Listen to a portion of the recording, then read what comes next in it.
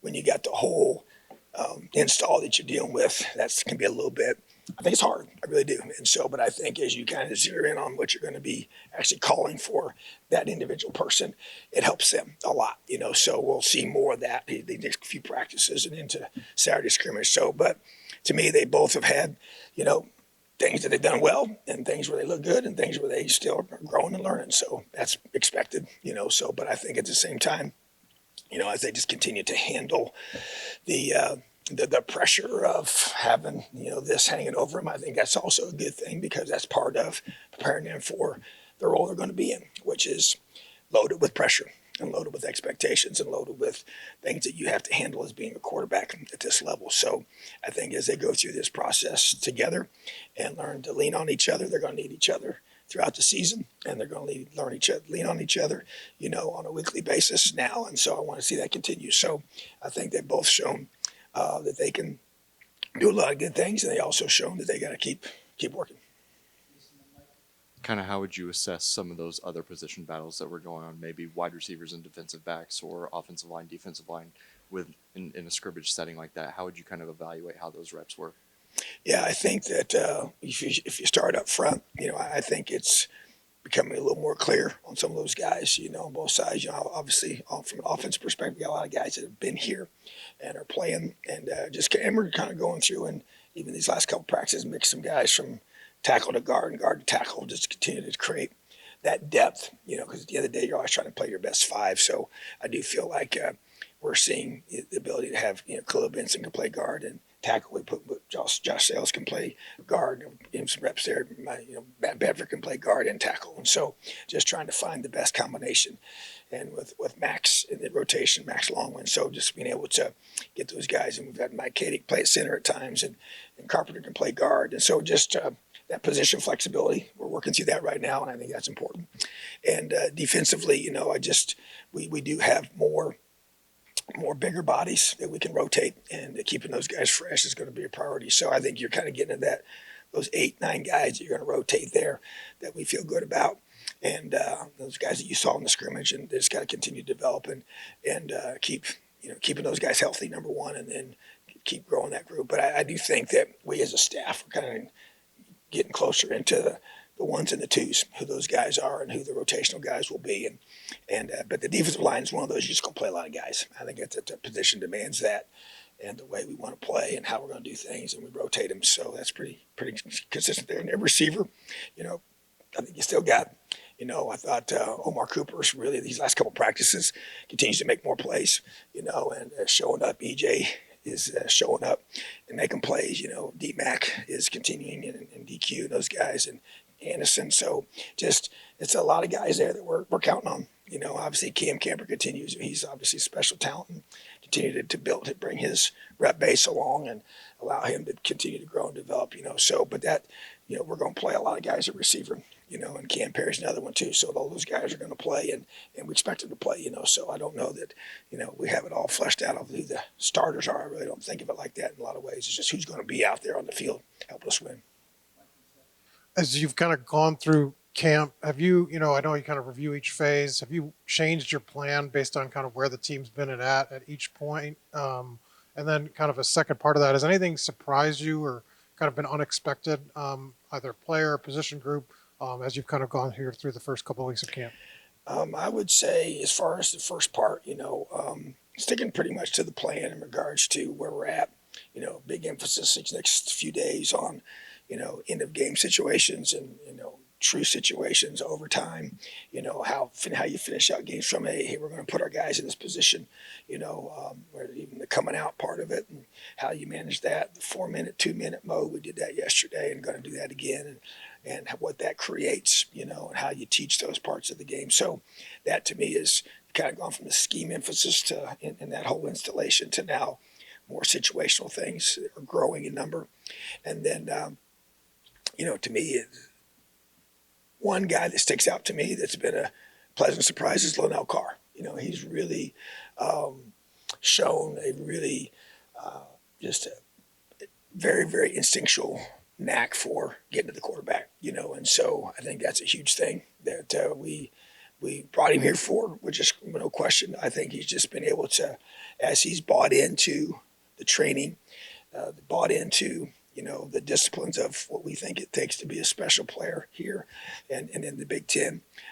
Just used to seeing him grow in his knowledge of the defense, and you need that, and he and Miles have really sharpened each other in a huge way. I think Anthony Jones is really starting to come on. He's now getting into, several days of playing, the bull and the wolf position, different things we use him for. And so just to really have seen a lot of growth from him there, which is good. And I think that Nick Toomer's another one that sticks out to me that has been, just really, really growing and elevating himself these last few practices, So, and then offensively, I just like to continue to see, our guys up front. I just think that our ability to be able to, emphasize running the football and throwing the football effectively and taking some pressure off those. We got two quarterbacks that I know they're young, and I know they got things they got to learn. I get all that, but you see signs of them being able to do some really good things, and I like our running back room. I really do. So a guy that jumps out to me is Christian Turner, and he hasn't been out there full bore as much as he will here as he's continued to get healthier. But we know what we got in Jalen and Josh, and I just think having a third, fourth guy and Trent's really can come along as well. So David Holloman missed it a little bit, last couple of days, but he's back now and has been had his best camp. So just I feel like those are spots that have been what you want them to be. You want guys to elevate, and we got several guys that we feel like can help us be successful.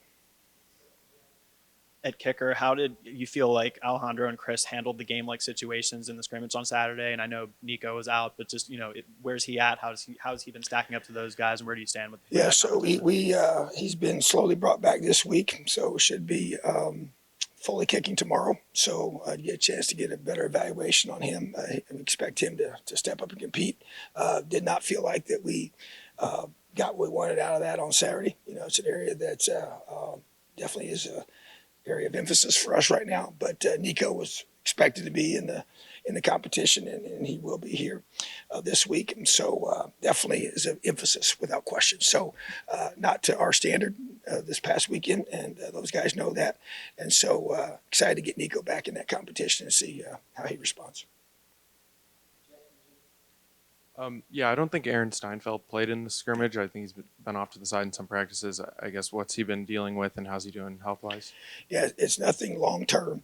So he will be back and should be able to scrimmage this weekend. That is the expectation. So he'll practice tomorrow in a limited way, but he's getting himself back.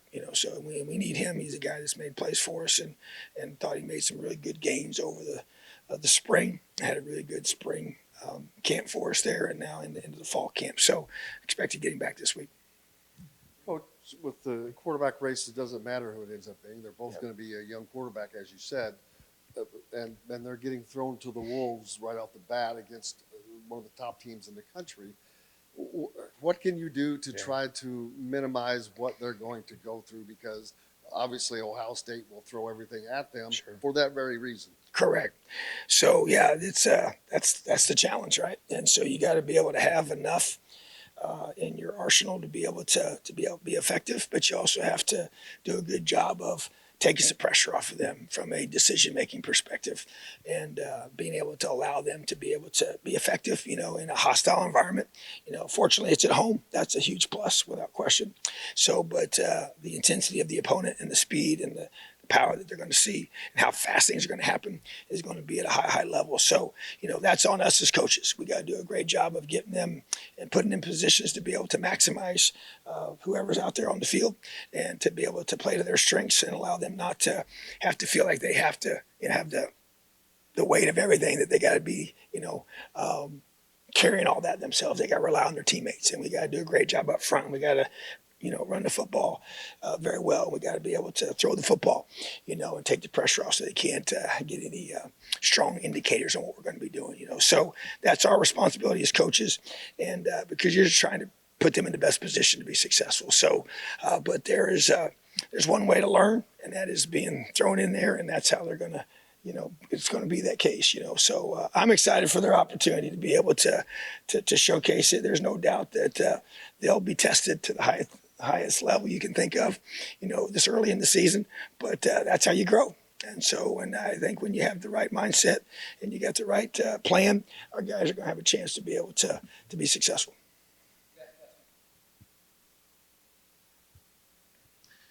We've asked you kind of about this in different ways, but we're about to talk to him. Matt Guerreri, Coach Guerreri, calling plays. I guess how collaborative is that with you in terms of, you talked about in the past, wanting a defensive play caller to have maybe the freedom to put his own stamp on it, but you still want some of the principles and the fundamentals to be what you want out of that defense. So I guess what's the balance for you, both in terms of maybe holding on to some of those principles and also, as you've talked about, not wanting to be so involved that you're overcommitting yourself there, with just kind of week to week talking through his game plan, maybe not literally actual, play call by play call, but just that process.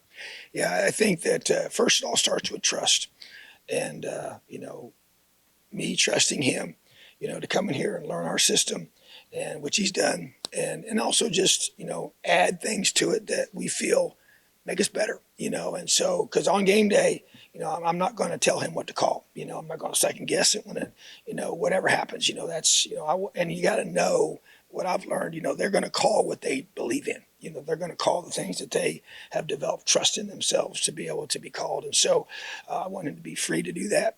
And, but I'm very involved with the day-to-day of, watching everything in practice and the scheme and how we're going to do things, how we're going to communicate things. But the calling of itself comes down to him and what he feels is the right call in the right situation based on his film preparation and what he feels is best in that moment. So I'm going to do a great job supporting that. But I think it's just, getting somebody that is on the same page with you're on and calls things the way that the system is built for. And I think that's the key, is to be able to play to the strength of our system that our kids believe in and we're built for. And so I totally trust him and have enjoyed working with him and feel like we're very aligned in how we do things and, aggressive mindset. I believe in that and being able to apply pressure, and it comes in different ways, and disguise is a big piece. And so that's always been that way for us here and the way we do things, so, but it's definitely different for me because that's the area that I am involved in and have called and have a heavy, strong opinions about, so, but also want him to be able to be free to make those decisions and not feel like he's not going to get, second guessed on game day. That's not when we're going to sit there and evaluate it, at halftime and then at the end, but together, but at the same time, he's a guy that I definitely am really, really excited that he's here with us and has done a really, really good job with our defense. Awesome. Have a great day. Leo.